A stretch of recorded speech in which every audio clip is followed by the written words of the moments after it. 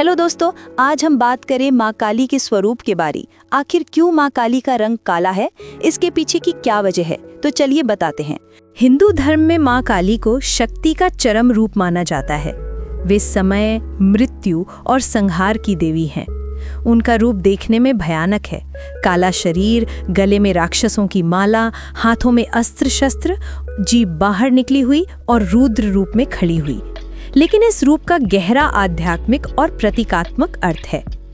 काली का जन्म कैसे हुआ? देवताओं और असुरों के बीच कई बार युद्ध हुआ। एक बार असुरों ने इतना आतंक मचाया कि देवता हार कर माँ दुर्गा के पास पहुंचे। माँ दुर्गा ने अपने क्रोध से काली को उत्पन्न किया। ये रूप इतना भयानक और शक्तिशाली था कि असुर उनके सामने टिक ही नहीं पाए। कहा जाता है कि जब असुर रक्तबीज युद्ध में आया तो उसे कोई भी नहीं मार सकता था। उसके खून की हर बूंद से नया असुर पैदा हो जाता था। तब माँ काली ने उसका वध किया और उसका सारा रक्त पी लिया ताकि उसकी कोई बूंद धरती पर ना गिरे। इस तरह वो असुर समाप्त हुआ। काला रंग क्यों? काली का रंग काला है क्योंकि वे शून्य और अनंत का प्रतीक है। काला रंग सब रंगों को समेट लेता है, जैसे माँ सबको अपने में समेट लेती हैं। काला रंग समय यानी काल का प्रतीक है। माँ काली ही काल का अंत करती हैं, इसलिए उन्हें काली कहा गया। काला रंग अहंकार, अज्ञान और भय को निगलने वाला है।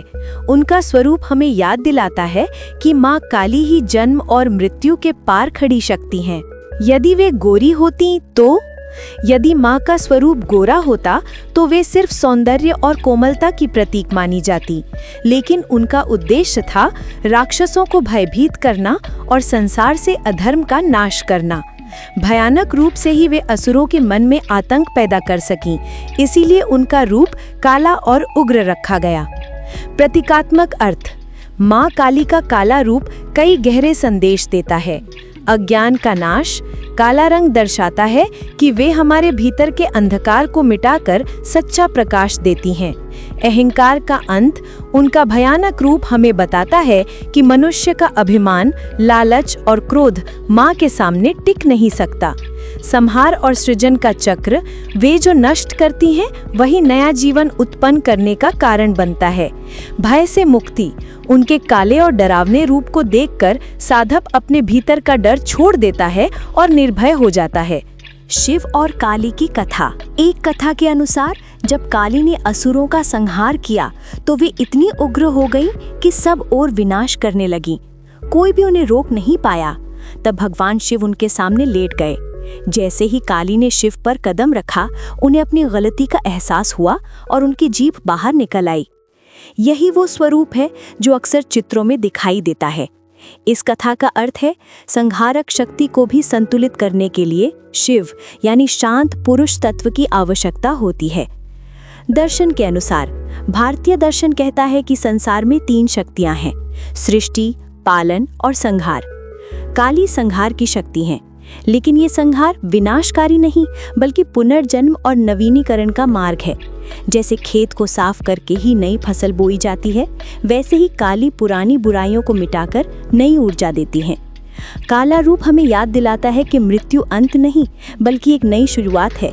भक्तों के लिए संदेश: भक्त माँ काली की पूजा भय से नहीं बल्कि निर्भयता और करुणा के लिए करते हैं। वे सिखाती हैं कि जीवन का हर दुख, हर बंधन अस्थायी है। माँ काली हमें अज्ञान से ज्ञान की ओर ले जाती हैं।